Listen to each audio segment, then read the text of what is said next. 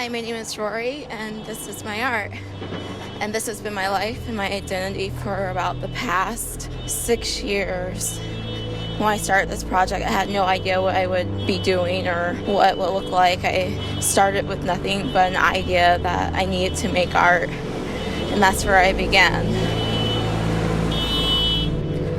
Since it has been about 6 years since I started this project, it's a little time capsule of itself, and it's like really interesting to be working with material that is from your thoughts going back 6 years ago.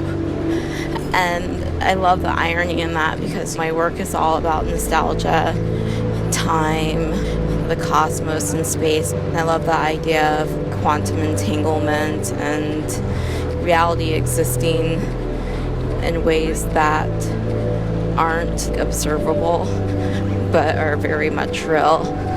And I feel like kind of a time traveler and how I look at the world and everything, and this really exemplifies all those things unintentionally.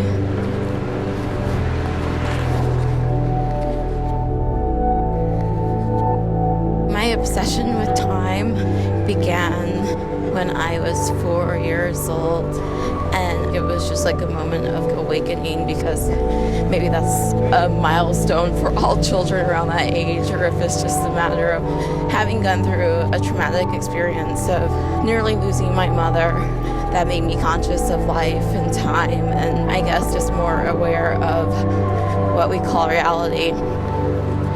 But I've always been fascinated with time passing. I love everything that's from a different time. I love antiques, and I love vintage clothing, and Antiques Roadshow is like one of my favorite shows.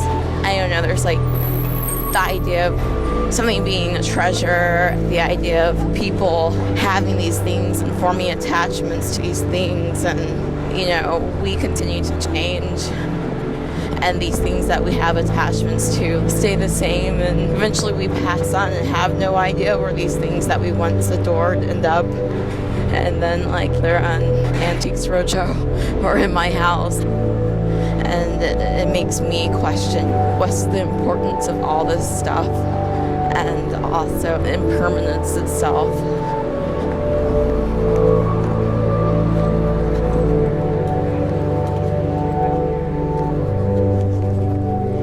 It's going to pass regardless if you choose to do something with it or not. It's up to you whether you do something with it. And that concept is something that I believe, but I still struggle with. I feel like I'm a pretty good manager of my time, but I feel like I guess my logic sometimes still is overridden by what I'm drawn to. But ultimately I do feel like you can't give yourself away to just letting the days pass, being unaccountable. You have to hold some sort of account to yourself to do something to improve. I think that in our society we're kind of given a script.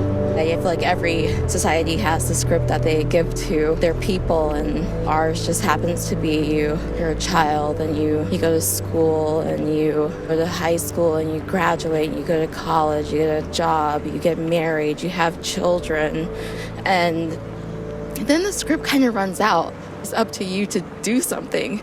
I think that so many of us are used to having a script that is almost like we're frozen when that script runs out. And I think that the script in some weird way provides something to shoot for. People tell you, yes, you can achieve this.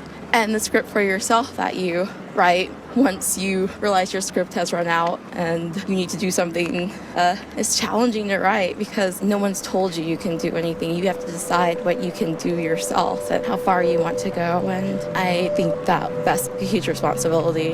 It's very scary and daunting to have that much responsibility and potentially fail.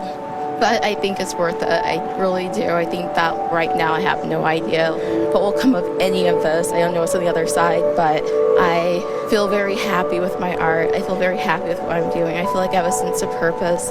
It fills my heart with joy, and I guess what more could you ask for? So for me right now, that's good enough. It's a good enough outcome from having written my own script.